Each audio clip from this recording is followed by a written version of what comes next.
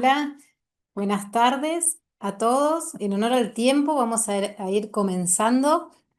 Creo que hoy tenemos un webinar muy lindo e interesante.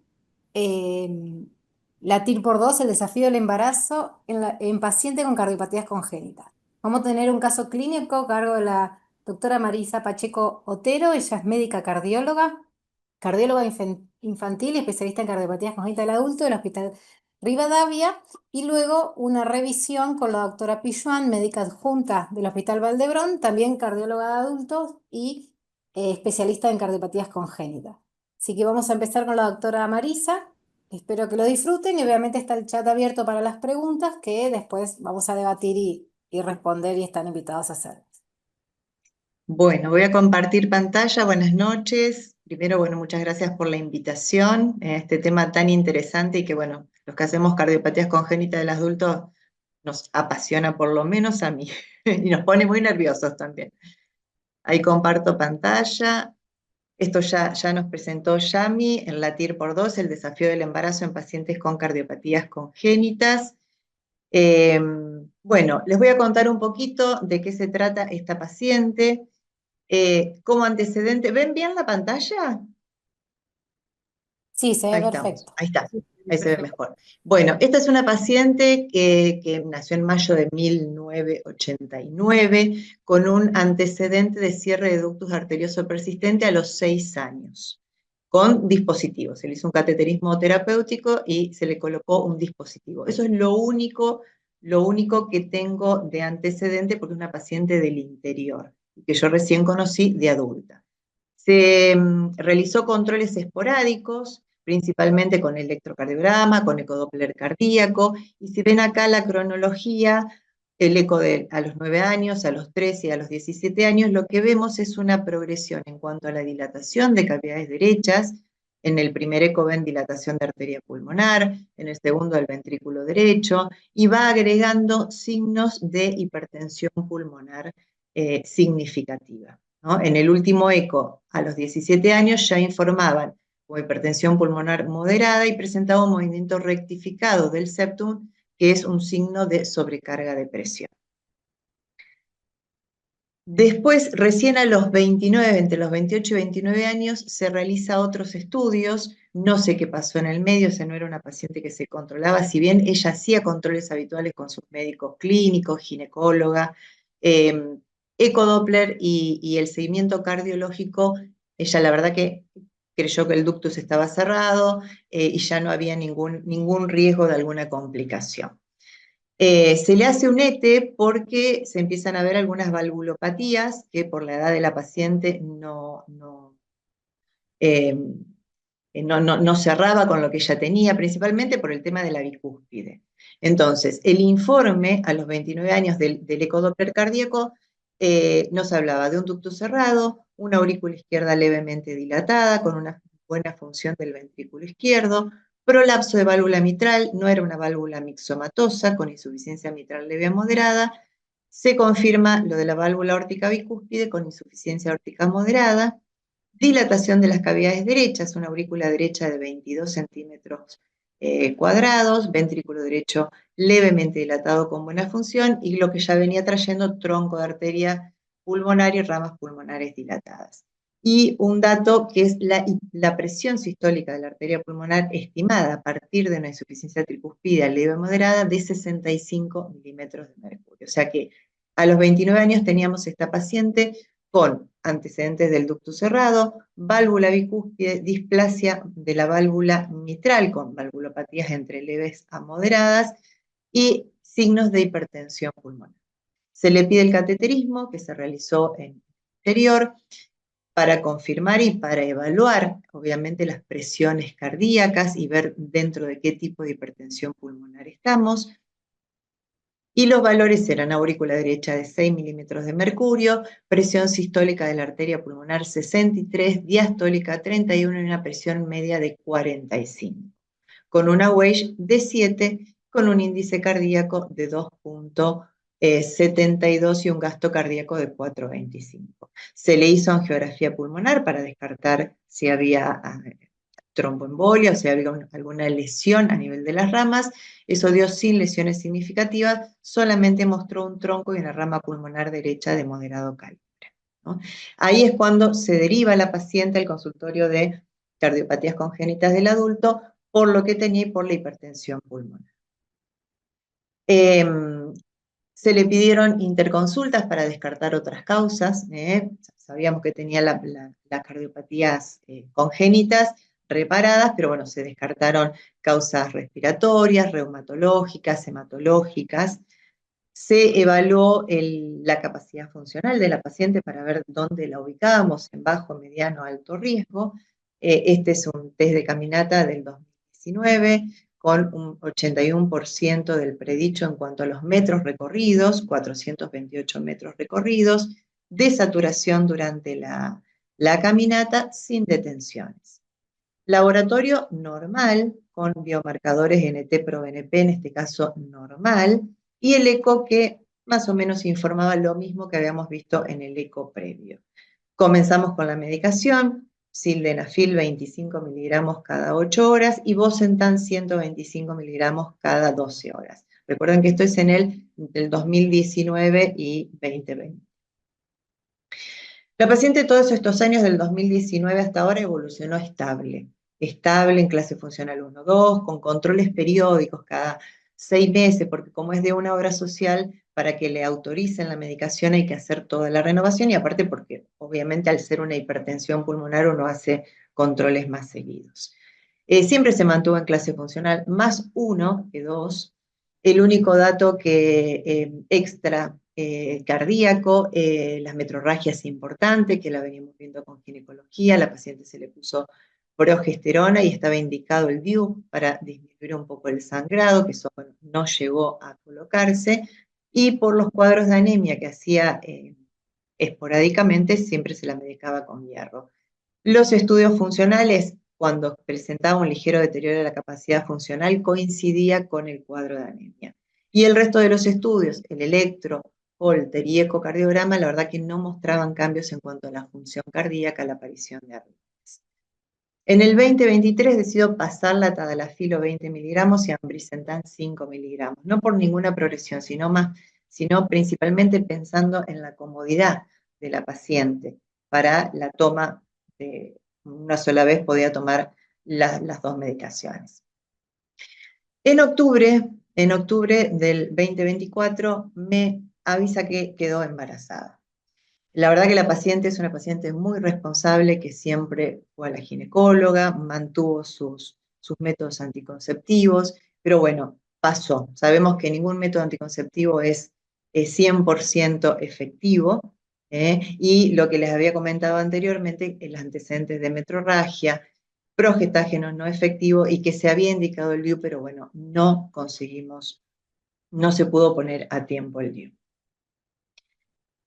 Bien, frente a esto, frente a esta falla, entonces mi planteo con la paciente, con el esposo, porque ella sabe bien los riesgos, saben bien los dos los riesgos que iba a asumir si continuaban con el embarazo, después vamos a ver por qué, o sea, en los diferentes scores de riesgo está contraindicado o tener una precaución altísima en la hipertensión pulmonar de cualquier grado. Entonces mi pregunta era, todos estos cambios hemodinámicos, hemostáticos y metabólicos, que no me voy a detener en cada uno, que están en 3 trimestres, en el parto y en el puerperio, ¿lo iba a tolerar la paciente? Había que estimar el riesgo, tanto de ella, materno, como el riesgo fetal, para hacer un buen seguimiento. Entonces, en cuanto al riesgo materno, lo primero era evaluar si la paciente podría tolerar los cambios hemodinámicos, teniendo en cuenta los diferentes predictores de riesgo, los scores de riesgo y el riesgo específico de la cardiopatía congénita. Por suerte, como yo les decía, teníamos estudios seguidos, porque era una paciente que se controlaba en forma frecuente. Este es un informe de un test de ejercicio cardiopulmonar del 2023, o sea, unos meses antes de que haya quedado embarazada, un año antes, perdón, a fin de año fue, de haber quedado embarazada, con una prueba máxima, una VO2 pico con un 76% del predicho, una captación máxima relativa de oxígeno de 23 mililitros kilo minuto, pulso de oxígeno 7, bajo. Algunas arritmias habían empezado a aparecer, extrasístoles ventriculares polimorfas, bigeminadas y agrupadas en duplas, hasta la tercera etapa. Máximo esfuerzo, desaparecen. BCO2, 39 alta, o sea, todos hallazgos vinculables con hipertensión pulmonar. Ligera desaturación, basalmente no era una paciente con insaturación ni cianosis, saturaba 97, 98%, con el esfuerzo sí disminuía un poco, menos en el test de ejercicio cardiopulmonar que en los test de caminata, donde no sé por qué siempre daba un poco menos la desaturación. Esta paciente, aparte, era una paciente que mantenía buen peso, hacía actividad física, pilates, caminatas, o sea, la verdad que era una paciente que se controlaba mucho y que se cuidaba. Holter, para ver si había alguna arritmia más importante, siguieron dando unas extrasístoles ventriculares en un porcentaje entre 1 y 0,39, porque fueron varios Holter que se les hizo. Y laboratorio normal. Los biomarcadores siempre se mantuvieron dentro de lo normal. Se solicitó, por supuesto, la interconsulta con ginecobstetricia de alto riesgo. Este es un ecodoppler cardíaco que se hizo en diciembre, cuando ella comenzó con el embarazo en el primer trimestre. Lo que ven, si ven en la imagen del centro, ese eje corto con movimiento rectificado del septum interventricular como signo de hipertensión pulmonar. Tiene mínimo derrame pericárdico laminar. Si vemos a la izquierda, con el Doppler color en un eje paraesternal largo del ventrículo izquierdo, las valvulopatías aórticas, recuerden que tenía una válvula aórtica bicúspide y tenía una válvula mitral con un ligero prolapso, pero no era una válvula mixomatosa, muy patológica. Valvulopatías, insuficiencia entre leve, un poquito más a moderada, no tanto. Dilatación principalmente de las aurículas, la verdad que las cavidades del ventrículo derecho por eco no impresionaba dilatado y tampoco el ventrículo izquierdo. Las estimaciones de la presión sistólica de la arteria pulmonar, la presión media y la presión diastólica a partir de insuficiencia tricuspide y de insuficiencia pulmonar, como hacemos en todos los informes de eco, hablaban más o menos de 60, 65 milímetros de mercurio para una presión sistólica de arteria pulmonar, 40 para una presión media y más o menos 30 para una presión diastólica, que es más o menos lo que se mantuvo desde los controles iniciales. Bueno, pero esta paciente dijimos que según la cardiopatía que tenga también le aumenta el riesgo. Es hipertensión pulmonar, hay una cardiopatía congénita y como sabemos hay una clasificación clínica de la hipertensión pulmonar asociada a las cardiopatías congénitas, que lo divide en 4, ¿no? Síndrome de Eisenmenger, la hipertensión asociada a cortocircuitos a predominio sistémico pulmonar, la hipertensión por defectos pequeños casuales y el cuarto grupo, que es la hipertensión tras la corrección del defecto. Acá encasillaríamos a esta paciente que a los 6 años se cerró el ductus y a partir de ahí a los 9 ya empezamos a tener, por algunos estudios que ya trae, signos de aumento de la presión sistólica de arteria pulmonar. La sobrevida, como sabemos, es diferente, o por lo menos eso está informado en algunos estudios. A igual clase funcional, la sobrevida según el subgrupo es diferente. Y lamentablemente el grupo 4, como lo ven acá, tiene una sobrevida mucho menor que lo que es el síndrome de Eisenmenger y el grupo 2, que es la hipertensión arterial pulmonar asociada a cortocircuito a predominio sistémico pulmonar. O sea, ya arrancábamos con una paciente no solo con hipertensión pulmonar, sino con una clasificación clínica de grupo 4 que ya nos hablaba de que la sobrevida es menor. Pero bueno, esto hablando de sobrevida. Ahora, esto es lo que utilizamos en los pacientes con hipertensión pulmonar. Tengo que ver en dónde encasillo a mi paciente, bajo riesgo, intermedio o alto riesgo. Entonces, con los datos, esta paciente es más de bajo riesgo con algunos datos que por ahí son más de intermedio, pero no tenía signos de insuficiencia cardíaca, no tenía síncope, No había síntomas de progresión en todos estos años de seguimiento, que fueron más o menos 5 años aproximadamente. Se mantuvo siempre entre una clase funcional 1, 2. Algunos datos que nos mandan a riesgo intermedio es un test de caminata 4,28 metros o una BBCO2 de 39, pero biomarcadores normales, menos de 300 del NT-proBNP, y el Doppler cardíaco auricular, bueno, derecha levemente dilatada, con buena función, con buen acoplamiento TAPSE, presión sistólica arteria pulmonar, y con un mínimo derrame que era laminar. Laminar tampoco era nada importante.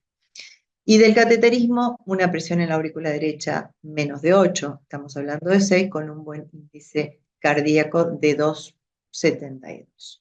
Bueno, seguimos viendo el tema de evaluar el riesgo cardiovascular, ¿no? Materno según la, la clasificación de la OMS modificada. Y bueno, esta paciente, hipertensión pulmonar, era el grupo 4 en donde está relacionado con eventos maternos entre un 40 y un 100%, donde hay, o sea, un extremado, un riesgo alto de morbimortalidad materna.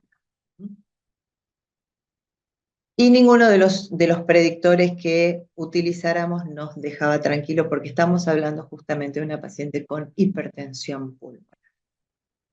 Bueno, eso es en cuanto al riesgo materno. El riesgo, obviamente, su cardiopatía, su hipertensión pulmonar, es decir, principalmente en el grupo 4, nos aumenta el riesgo, pero afortunadamente teníamos que ya está en un bajo riesgo para complicaciones al año, como vimos con el semáforo que le llamamos cuando evaluamos hipertensión pulmonar. Si pasamos al riesgo fetal, vemos las probables complicaciones fetales y neonatales que pueden presentarse, desde prematuridad, bajo peso para la edad gestacional, abortos o mortalidad fetal y neonatal, que están también obviamente muy relacionados con la cardiopatía que tenga la madre, ¿no? Y otra cosa que hay que evaluar es el riesgo de recurrencia de la cardiopatía de la madre eh, o del padre. En este caso la mamá era la que tenía principalmente valvulopatía aórtica, el ductus, y eso aumentaba un poco el porcentaje.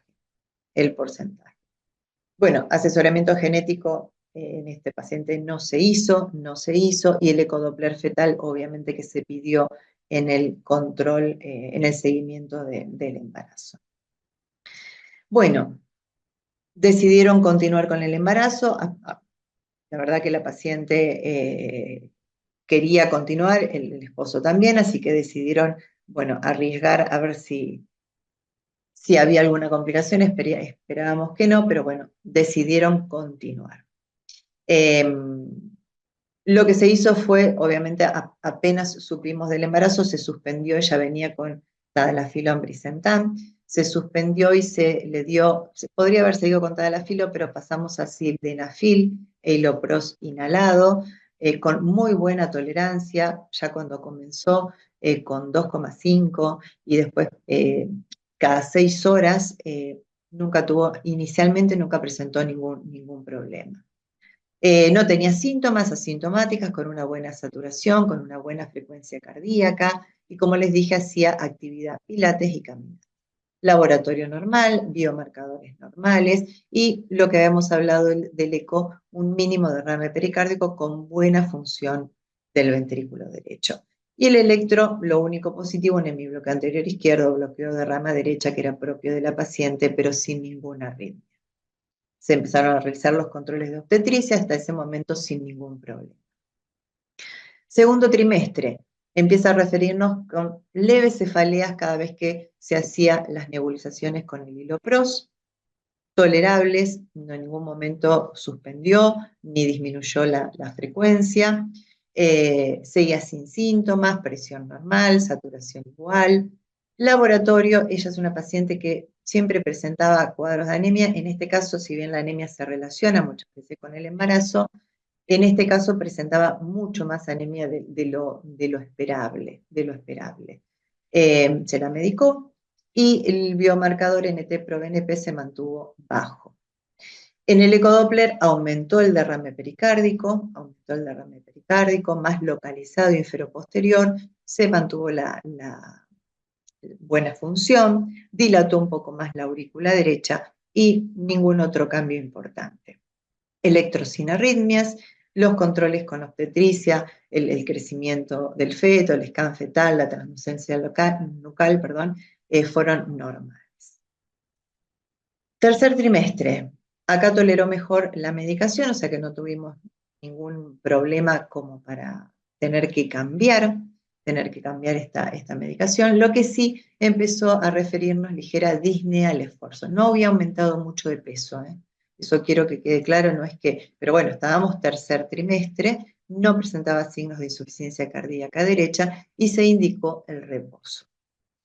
En cuanto al laboratorio, mejoró el hematocrito, biomarcadores se mantenían normales, coagulograma normal, porque también está el tema de se anticoagula, no se anticoagula en el tercer trimestre, por los cambios propios del embarazo. Lo que sí aumentó el derrame pericárdico, empezó a ser un derrame Marisa, un generalizado. minuto, más o menos. Ay, perdón, bueno, me acelero.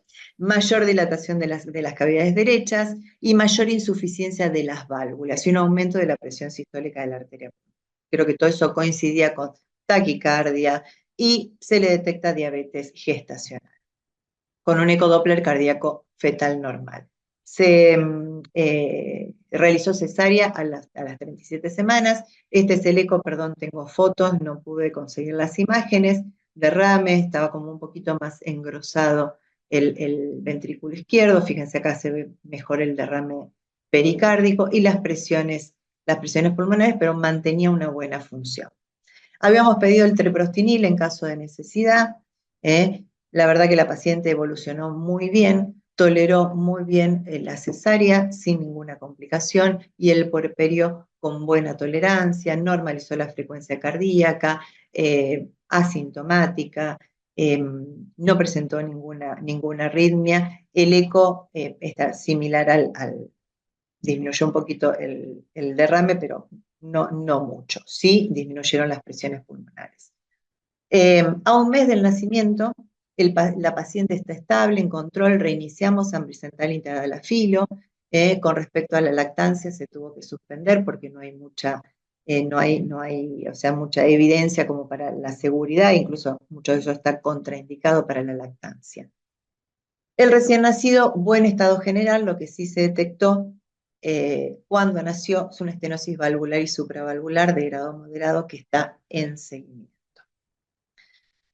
Como mensajes finales, me parece que cuando conté el inicio de la paciente, que a los 6 años se cerró y después se vio en algunos estudios el aumento de la presión sistólica de la arteria pulmonar, creo que no hay que dudar y no postergar la solicitud de estudios de mayor complejidad, resonancia, GOTC, cateterismo, para la evaluación de complicaciones en cardiopatías congénitas del adulto. Y en lo que refiere al embarazo, el riesgo depende de la cardiopatía específica, sobre todo del estado clínico de la paciente. Obviamente el asesoramiento debe ser individual, debemos empezar en la etapa de transición, debemos informar a los pacientes de los métodos anticonceptivos y lo que uno siempre dice, más que nada para el cardiólogo que no hace cardiopatías congénitas, es que la cardiopatía congénita no es sinónimo de contraindicación absoluta del embarazo. Bueno, y acá les manda un saludito el pacientito que nació de todo esto que les fui contando. Bueno, Marisa, muchas gracias. Súper Bueno, interesante el caso. Vamos a dar lugar a la doctora Pijuan y después bien. iniciamos el debate. Bueno, quería agradecer a la doctora Pijuan porque, bueno, para los que no saben, ella es de Barcelona, pero en este momento está haciendo una pasantía en Toronto y eso nos permite poder tenerla acá con nosotros. Em, Así que bueno, ella en el Hospital Valdebrón ve las pacientes junto con la ginecóloga en una consulta en conjunto, así que me pareció oportuno poder charlar de este tema a partir de este caso clínico. Hola, Adelante, Tony. hola, buenas tardes a todos. Muchas gracias, Yamila, por la invitación. Yo había preparado una presentación general un poquito respecto al riesgo del embarazo y conforme lo que has ido comentando, Marisa, igual me intentaré enfocar más en el caso. Simplemente decir que algunas consideraciones a tener en cuenta. Los cardiólogos estamos muy acostumbrados a la medicina basada en la evidencia y en nuestras pacientes con gestación y cardiopatía eso no es así. Solo hay evidencia respecto al tratamiento con aspirina para prevenir la preeclampsia en todas las guías de embarazo. Dependemos mucho de los registros y de las series y, por tanto, depende de si la gente comparte o no sus complicaciones evidentemente, del sistema de salud. Obviamente, como hemos ido viendo en los casos, pues todas las intervenciones que hacemos en estas pacientes afectan a la madre, pero también pueden afectar al feto, como bien dice el título de la presentación, y hay muchas consideraciones sociales y religiosas que pueden afectar las decisiones de las pacientes. Y estas consideraciones yo creo que son importantes de cara a valorar las pacientes con gestación y cardiopatía. En general, los cambios hemodinámicos se producen durante la gestación. En cualquier gestación, tenga o no cardiopatía, hay que recordar que la placenta es un sistema de baja resistencia y, por tanto, las resistencias sistémicas tienden a bajan. Sin embargo, el gasto cardíaco se incrementa a expensas del incremento del volumen sistólico y de la frecuencia cardíaca. Además, se produce una sobrecarga de volumen, un incremento de volumen plasmático por la misma gestación. Es decir, que cada cardiopatía tendremos que pensar fisiológicamente cómo le puede afectar. Que bajen las resistencias sistémicas, por ejemplo, a una insuficiencia aórtica, quizás esto no es para nada deleterio, porque le estamos disminuyendo la poscarga del ventrículo izquierdo. ¿Cómo va a soportar que aumente el gasto cardíaco y una sobrecarga de volumen? La hipertensión pulmonar quizás es el paradigma en que ninguna de las tres cosas va a ayudar. La sobrecarga de volumen nos puede descompensar el ventrículo derecho, el gasto cardíaco aumenta siempre y cuando no tengamos una limitación, y sabemos que las pacientes con hipertensión pulmonar, como nuestra paciente, aunque el gasto cardíaco en reposo era normal, en esfuerzo probablemente está limitado por la hipertensión pulmonar y, por tanto, esta paciente no podrá aumentar el gasto cardíaco durante el embarazo. Y el descenso de resistencias sistémicas tampoco va a favorecer a una paciente con hipertensión pulmonar. Estos cambios se producen a lo largo del embarazo, pero no de la misma manera, sino que, sobre todo, son exponenciales a partir de las 20-24 semanas, se mantienen en plató. Se incrementan desde el inicio. El descenso de resistencias vasculares sistémicas es inmediato, por eso la hipotensión del primer trimestre. Y hay que tener en cuenta que eso también influye en los niveles farmacológicos, porque el filtrado renal aumenta. Las pacientes tienen mejor filtrado renal y, por tanto, y también se modifican las proteínas transportadoras. Por tanto, nuestras medicaciones que demos durante el embarazo se pueden modificar por esto. Y además hay que tener en cuenta que de cara al parto, los cambios hemodinámicos no solo son hemodinámicos, sino se producen unos cambios a nivel del riesgo de trombosis. Se incrementan los factores de coagulación como para proteger a la mujer del sangrado en el parto, y, por tanto, en tercer trimestre, sobre todo, y puerperio, hay un incremento del riesgo de trombosis. Además, por el crecimiento de las cavidades puede haber cierto riesgo de disección mayor que en otros momentos.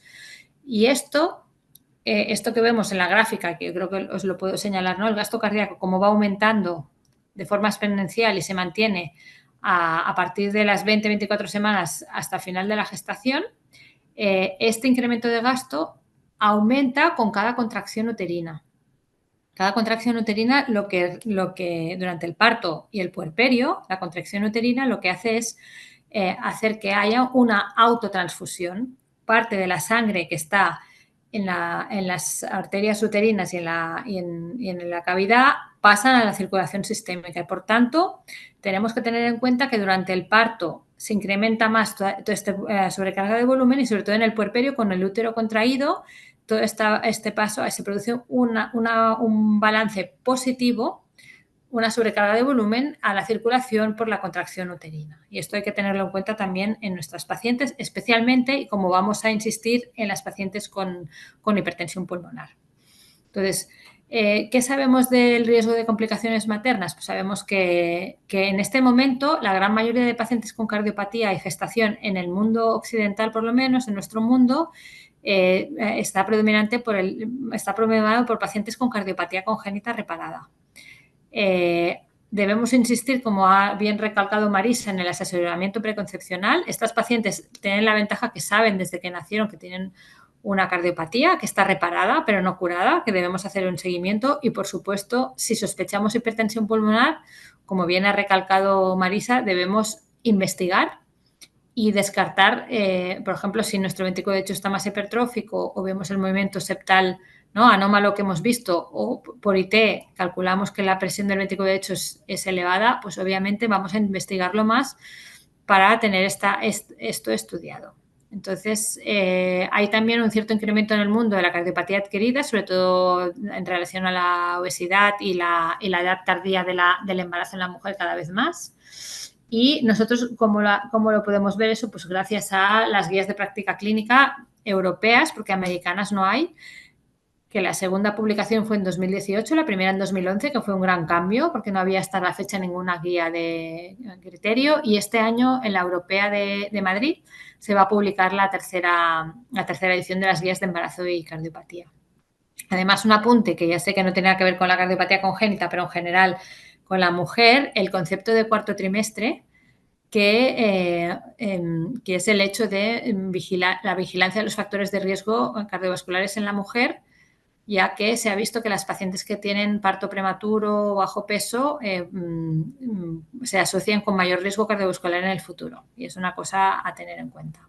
Entonces, hablando ya de las pacientes con cardiopatía congénita, ¿cómo podemos evaluar las complicaciones? Pues bien, a lo largo de estos años ha habido clásicamente tres estudios, tres guías. El estudio CARPREC, que quizás ha sido el más importante, estudio prospectivo realizado en dos fases, en la publicación del 2001 el CARPREC 1 y en 2018 el CARPREC 2, que se ha realizado aquí en Toronto, donde estoy ahora con el grupo de cardiopatía y embarazo. Y posteriormente el registro europeo ROPAC y la aplicación de las guías que ya ha comentado Marisa, que se publicaron ya de la europea y que clasifica un poco según la cardiopatía a las mujeres. Una de las cosas que se tuvo en cuenta en el estudio CARPREC, el primero es que las pacientes que habían tenido un evento previo, como insuficiencia cardíaca o arritmia, tenían mucho más riesgo, una clase funcional avanzada, en presencia de obstrucción de válvula aórtica o mitral, de tracto de salida o bien subaórtica, y la presencia de disfunción ventricular. La presencia de uno de estos cualquier factor de riesgo hacía que el riesgo de complicaciones durante el embarazo pasara de un 3% a casi un 30%, y si habían dos factores de riesgo prácticamente sumaba un 60%. Este es el estudio CARPREC. Y posteriormente los mismos autores pues, publicaron, como os he dicho, en 2018 una actualización con un mayor puntaje un poco más detallada, porque hay cinco clasificaciones, hasta 1, 2, 3 o más de 4. Y fijaros, por ejemplo, que las pacientes con hipertensión pulmonar per se solo tienen 2 puntos y, por tanto, como mínimo un 10% de complicaciones, aunque las series de hipertensión pulmonar son mucho más. Entonces, fijaos otra vez que la clase funcional avanzada es muy importante, la prótesis mecánica, la presencia de una ortopatía de riesgo o, como punto importante, si derivamos a la paciente tardíamente, si el diagnóstico de cardiopatía o de riesgo de complicación durante el embarazo se hace tardíamente, a partir de las 20 semanas, eso ya por ello complica mucho más el embarazo, hay más riesgo de complicaciones. Vale. Aparte de este estudio CARPREC que nos ha dado mucha información, lo que hizo mayor cambio en la estratificación del riesgo es la utilización de las guías de la Organización Mundial de la Salud y su aplicación en las guías europeas, en las cuales se clasifica a las pacientes en 5 grupos: 1 de muy bajo riesgo, 2 bajo riesgo, 2, 3 sería riesgo intermedio, grupo 3 alto riesgo y en grupo 4 las pacientes con contraindicación del embarazo. Y fijaos qué pacientes tienen contraindicación del embarazo. Pues las primeras, hipertensión arterial pulmonar de cualquier causa. ¿Por qué? Porque en las distintas series que se han publicado se considera que la hipertensión pulmonar confiere un riesgo de al menos el 20-30% de mortalidad y de complicaciones prácticamente el 60%. Hemos visto este caso, nos ha presentado Marisa con muy buena tolerancia de la madre y sin complicación fetal, aparte de la diabetes gestacional y el nacimiento a las 37 semanas, excelente situación, pero debemos recordar que esta paciente, como bien he dicho ella, BNP normal, prueba de esfuerzo con consumo de gases buena, paciente con buena función ventricular y con una presión pulmonar elevada, pero no a niveles suprasistémicos. Probablemente no hay suficiente información en la literatura como para no clasificar a las pacientes con hipertensión pulmonar en el grupo 4 y pasarlas al 3, pero sí que evidentemente la estratificación dentro de este grupo varía según la situación. A tener en cuenta y muy importante es, como hemos recalcado, hay que hacer un cambio de medicación porque los ERAs no se pueden administrar ambrisentan, bosentan, macicentan, ninguno del grupo se puede administrar durante el embarazo porque hay un riesgo teratogénico visto en las series con las series iniciales animales y no se utiliza. La paciente, en cuanto sabe que está embarazada, tiene que abandonarlo. Sí que hay esa seguridad con el sildenafilo, tadalafilo. Sildenafilo, obviamente, por ser más antiguo, más seguridad, pero tampoco hay casos de teratogenia con tadalafilo y con los prostanoides, ya sean endovenosos o inhalados, como hemos visto. Otras causas de alto riesgo, como para considerar contraindicación según las guías, sería la presencia de una disfunción ventricular por debajo del 30%, la estenosis mitral severa, aunque la paciente esté asintomática, dado que ni la sobrecarga de volumen va a favorecer la estenosis mitral, pero sobre todo el hecho de que el gasto cardíaco no va a aumentar estará limitado en presencia de estenosis mitral y la taquicardia sinusal asociada al embarazo no va a permitir, sino que va a ser muy deleteria para la estenosis mitral. Por tanto, debemos pensar en tratar la estenosis mitral antes de una gestación, aunque esté asintomática. Para la estenosis aórtica, si la paciente está asintomática, aunque sea severa, podemos plantearnos el embarazo. Si es sintomática, obviamente tenemos que plantear una cirugía antes. Y en otros casos, como la dilatación aórtica, dependerá un poco del riesgo de disección. Obviamente, riesgos más altos en pacientes con Marfan o con Lloyd-Dietz, que no en mucho más que en la bicúspide, en la cual el riesgo de disección es baja. También consideraremos el esdarlos vascular o una paciente con circulación de Fontana y complicaciones asociadas. Estas serían las pacientes con contraindicación, además de la coartación aórtica nativa no reparada. Nada que ver con una paciente con una coartación reparada, que sería un riesgo mucho más bajo.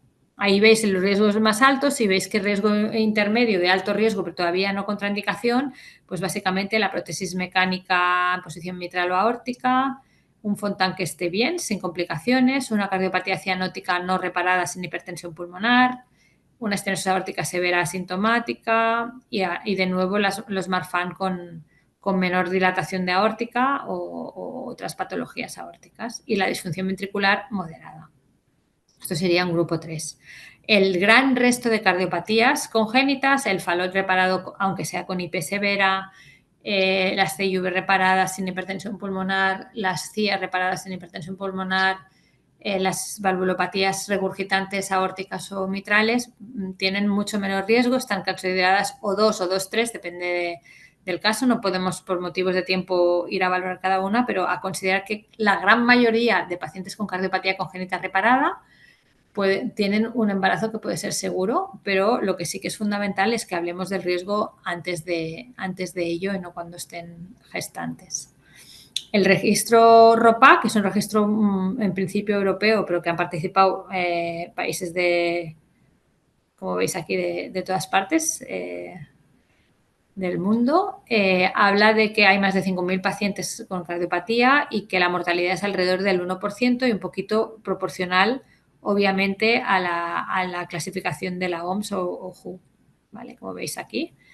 Entonces, recordemos que los riesgos maternos, hemos hablado de riesgos maternos, pero todo lo que signifique riesgo materno puede implicar un riesgo fetal y neonatal. Si la madre se descompensa, se presenta una arritmia, insuficiencia cardíaca, obviamente mortalidad, pues el riesgo fetal también se incrementa. Además, especialmente la prematuridad y la mortalidad en caso de una prematuridad extrema y el bajo peso. Existe cierto riesgo de transmisión de la cardiopatía, alrededor del 5%, y por eso el eco fetal, tal como ha comentado la doctora Marisa, es fundamental.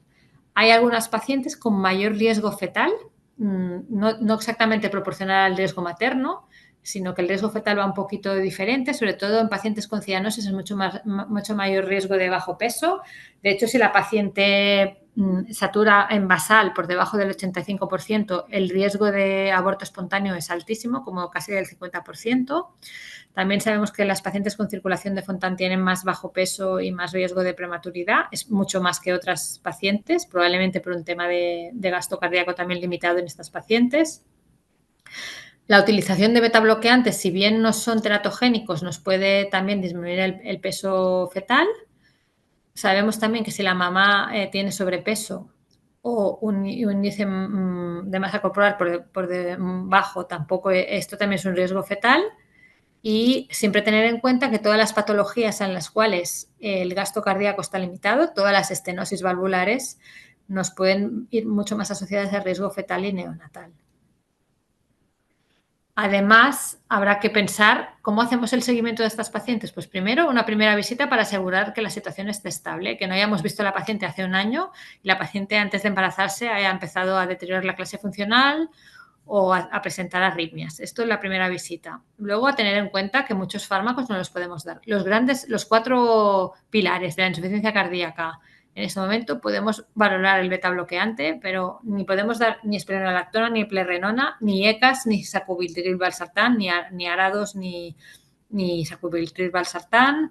Y no podemos tampoco, aunque no sea teratogénico, un exceso de furosemida porque puede haber también disminución del flujo fetal. Sí podemos irnos, aunque la furosemida la podemos utilizar sin ser teratogénica, nos podemos ir a disminuir, hacer de IECAS con nitratos e hidralacina. Es decir, siempre en cardiopatías congénitas y gestación, y en cardiopatías de gestación siempre pensar en fármacos muy antiguos, son los que va a haber más seguridad. Podemos utilizar la digoxina también. Solo 2 palabras para no entrar al tema de la anticoagulación respecto al Sintrom. El Sintrom sabéis que puede ser, tiene un riesgo de teratogenicidad, que es dosis dependiente y sobre todo en el primer trimestre. A partir del segundo y tercero no hay registrados teratogenicidad, pero sí pasa la barrera placentaria y puede estar asociado a riesgo de pérdida fetal por sangrado.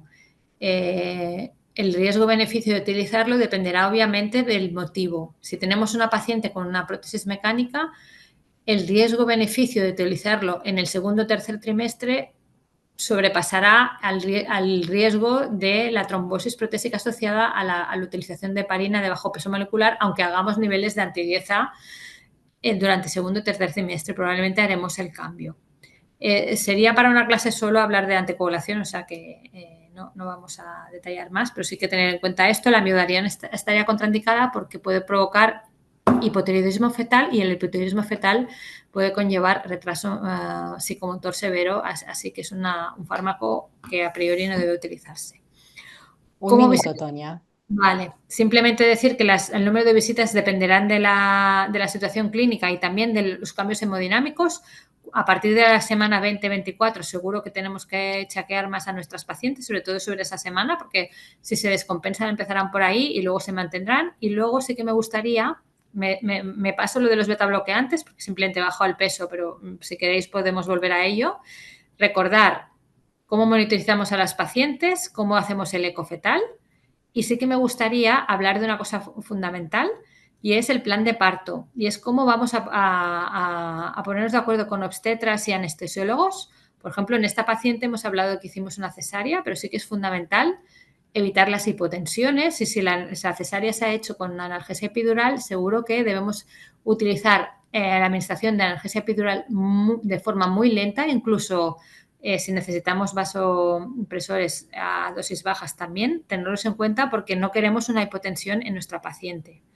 Podemos considerar anestesia general, podemos considerar el parto vaginal en la gran mayoría de pacientes, como veremos en la diapositiva siguiente. No es el caso de la hipertensión pulmonar, pero en caso de las pacientes, minimizando siempre, de la mayoría de pacientes con cardiopatía, minimizando siempre el dolor y angustia el balance hídrico y un decúbito lateral izquierdo que impida la obstrucción de la vena cava inferior.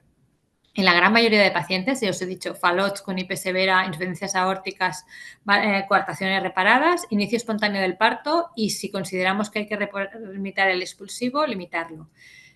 Solo indicaremos cesárea en pacientes con insuficiencia cardíaca en el momento del parto o con hipertensión pulmonar, como en nuestro caso, que pensamos que el parto en sí, el trabajo de parto puede descompensarla, la presencia de toma de sintrón en el momento del parto, porque eso puede provocar una hemorragia fetal cerebral, y la presencia de estenosis aórtica severa. Esto está en las guías, aunque es discutible. Tenemos ya al bebé, pero fundamental, fijaos aquí en esta gráfica del ROPAC, ¿cuándo se producen las descompensaciones? Pues bien, compensaciones se producen sobre todo en las semanas 20 y 23, que es cuando aumenta el gasto cardíaco. Fijaros que en el momento del parto, como estamos todos pendientes, probablemente no hay tantas. Y fijaos aquí qué pasa en la primera semana del puerperio. Lo que hemos hablado, toda la sangre del útero por autotransfusión pasa a la circulación. Ahí es un gran momento, un especial momento, un momento de descompensación. Y de hecho, en las pacientes con hipertensión pulmonar, más de la mitad de casos de mortalidad se han producido en el puerperio, no durante el embarazo y no durante el parto. Y es especialmente a considerar que una paciente como la que ha comentado Marisa, la mantendríamos hospitalizada y monitorizada, por lo menos con una presión invasiva radial y aunque esté una presión venosa central, las primeras 48 horas después de la cesárea en la unidad coronaria. Aquí tenemos un ejemplo de plan de parto con el que quería acabar. Nosotros determinamos que esta paciente, por ejemplo, es un parto por vía vaginal. Monitorizamos a la paciente de cúbito lateral izquierdo, cómo restringimos los líquidos y la utilización de profilaxis de la atonía uterina con oxitocina se realiza más en bolus, en lugar de en bolus en perfusión, un poquito más lentos para evitar la sobrecarga. Y la traslado, depende del caso, a la unidad coronaria. Aquí me paro porque el seguimiento, yo creo que vamos de tiempo justos y volvemos, si queréis, al caso, a comentar. Bueno, muchas gracias. La verdad que es muy difícil poner límite de tiempo porque, Ya. bueno, este tema es súper interesante, además, bueno, apasionante. Les agradezco a ambas el tiempo y bueno, y a todos los que están conectados. Está abierto el chat para preguntas, si alguno tiene alguna pregunta. Particularmente quería destacar la importancia de seguir a estos pacientes. Fíjate que la paciente que presentó Marisa, como, bueno, bien ella mencionó un ductus, que tranquilamente uno podría decir, bueno, ya está, se cerró y no pasa más nada, y sin embargo hay que seguir a estos pacientes. eh, bueno, y hay que referenciarlos también a tiempo. Y una pregunta que quería hacer a ambas, que me surgió a medida que iba escuchando las disertaciones, primero la de Marisa, después la de Tonia. Esta paciente la verdad que toleró muy bien el embarazo, es cierto, pocos síntomas, y Marisa destacó en varias oportunidades lo físicamente activa que era la paciente, caminata, pilates y demás. Quería saber cuánto creen que esta actividad física regular, adaptada a su capacidad, ¿no? La pudo haber ayudado a tener una mejor tolerancia de estos cambios fisiológicos del embarazo. Si creen que la ayudó o no. O bueno, fue acá. Y la verdad que yo creo que sí, es más, salvo el paciente que está en un riesgo intermedio alto, obviamente que uno no le indica hacer demasiada actividad, pero tampoco quedar sedentario. Esta paciente siempre estuvo en un riesgo bajo. O sea que la actividad física, para mí es importante, y más en el caso bueno, de- del embarazo, ¿no? Por supuesto que uno no es que esté indicado, no es que uno lo busca, pero yo creo que cualquier otra también patología o intercurrencia, si hay una buena capacidad funcional, un entrenamiento previo, o sea que el paciente no sea sedentario, siempre es mucho mejor. Solo quería añadir, pues efectivamente lo mismo que has dicho, Marisa, que sí que se ha visto que en pacientes con cardiopatía congénita, si hay obesidad, el riesgo de las complicaciones maternas es exactamente el doble que si no la hay. Es decir, que es una cosa que podemos decir a nuestras pacientes y por experiencia, por lo que veo, si la paciente desea el embarazo, es uno de los motivos que más la estimula a hacer ejercicio y bajar peso, el pensar que su embarazo va a tener menos riesgo si bajando de peso lo va a conseguir. Y esto es una de las pocas veces que a veces podemos estimular a las pacientes a que pierdan peso. No sé cómo es en Argentina el tema de, ¿no? también de la obesidad. Me imagino que no tanto como en Estados Unidos, pero sí que también en España estamos viendo también que es una problemática en estas pacientes, la obesidad y el sedentarismo. Y Sí. los pacientes, por lo menos los que manejamos ya más grandes, de 30, 40, 50 años, inicialmente, independientemente del tipo o de la complejidad de la cardiopatía, se le contraindicaba la actividad física. Ujú. Eso cambió muchísimo en los últimos años. Entonces las personas más jóvenes hacen actividades. Pero si no, esto lo evaluamos, todos los factores de riesgo cardiovasculares adquiridos que empezamos a ver en los pacientes por todo esto, hipertensión, dislipemia, diabetes, etcétera, que le agrega por supuesto riesgo a la cardiopatía de base. Hay un par de preguntitas en el grupo. Leo la primera de Yesenia Telés. Pregunta si se realizó un control de seguimiento a la paciente luego de los 3 meses de puerperio. Todavía no estamos, lleva Ah, claro, todavía no un llegó. mes y unos días, y puse al mes de, sí, sí, en realidad hoy sí, un mes, fue el 10 de junio, Ah, sí. bueno, lo La tiene paciente igual próximamente está muy entonces. bien. Eh, yo me olvidé de acotar algo que ya había empezado con esta, después en el puerperio le pusimos un poquito de espironolactona, porque había empezado con algunos edemas, yo no sé por qué, me olvidé de agregarlo, me olvidé. Me entusiasmé con que había salido todo bárbaro, pero la verdad que fue nada, un toquecito de espironolactona. Bien. Bueno, buenísimo. Hay otra, Paola Kozlowski, perdón, del Hospital Argerich. Ella dice que reciben muchas pacientes con cardiopatías congénitas que lamentablemente no llegan avanzadas en la gestación, aunque se insiste en el embarazo programado. ¿Ustedes tienen algún programa especial para educar a las pacientes más allá de de la transmisión en la consulta? Consulta.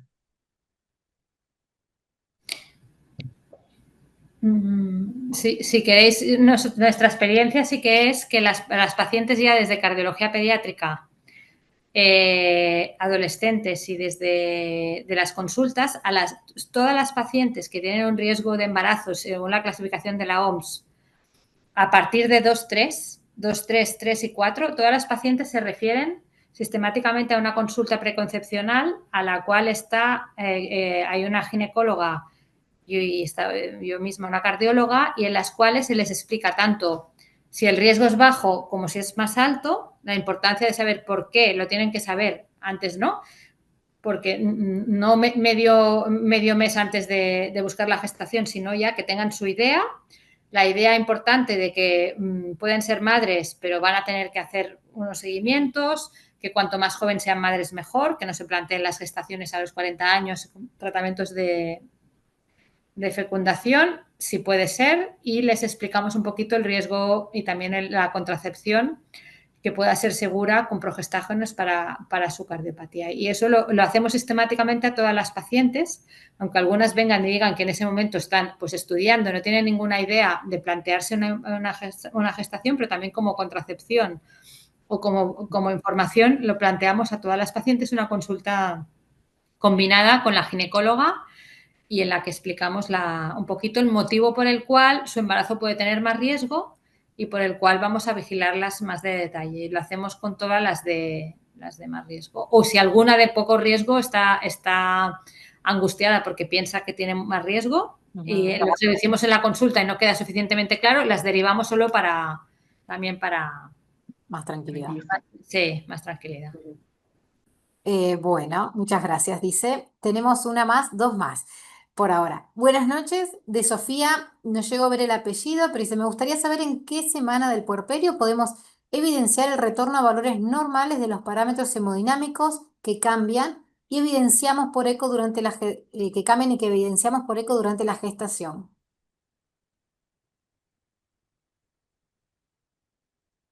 Eh, a ver, tengo entendido, tengo entendido que en realidad, bueno, el puerperio es el primer mes, ¿no? El primer mes posparto. Eh, lo que sí, lo que vemos, por ejemplo, con la ecografía, que entre los 3 meses y los 6 meses retornan los valores a lo que veíamos previo al embarazo. No todas las cardiopatías son iguales, no todos los pacientes son iguales, pero no es que inmediatamente hay un cambio, lleva un tiempo. Yo por lo menos a los 3 meses le repito el eco, a los 6 meses le repito el eco, dependiendo de cada paciente. Sí, solo quisiera añadir que en pacientes de mucho riesgo siempre, si se plantean otro embarazo, como mínimo les aconsejamos un año con protección, relaciones con protección, para que por lo menos entre un parto y el otro pasen 2 años, que empiecen a buscar un año después. Porque los cambios, como tú bien dices, igual los primeros 6 meses todavía hay cambios y para que el cuerpo también se retorne a la normalidad en todos los sentidos, no encadenar 2 embarazos seguidos, que esto se ha visto que tiene más riesgo en cualquier mujer, pero especialmente con una cardiopatía y una adaptación fisiológica. Bien. Juan Manuel Barrio Nuevo desde Salta nos dice, si decimos que las contracciones uterinas aumentan el gasto cardíaco, ¿a partir de qué clase funcional podríamos indicar cesárea en vez de parto natural? Si seguían por la clase funcional o bueno, eh, como decíamos previamente, por los tipos de patología. Yo creo que es un poquito de todo, ¿no? Pero...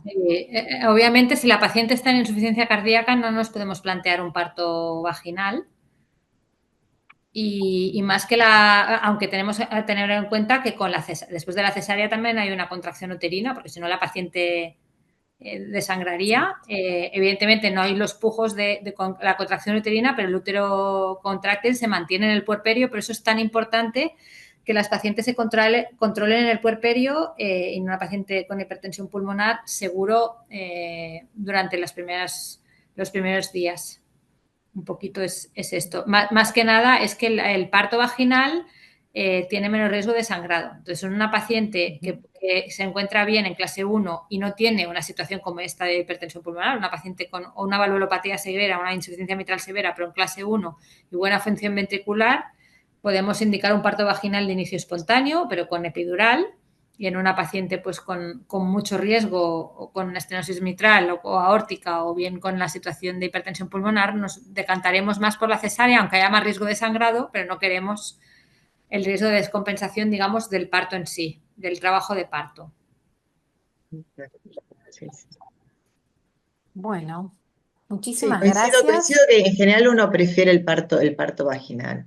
La verdad que, pero en general lo que me suele pasar es que la indicación de cesárea viene más de parte de obstetricia, salvo estos casos puntuales que nombraste, Antonia, la estenosis valvular, el deterioro de la función, la hipertensión severa.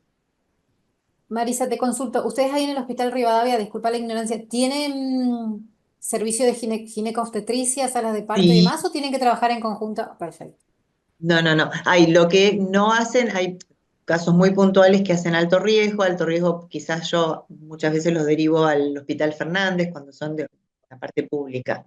¿Eh? Ujú. Pero sí está el servicio de ginecobstetricia, y también se hace ecodoppler cardíaco fetal en el servicio, eh, fundamental, ¿no? En esta paciente.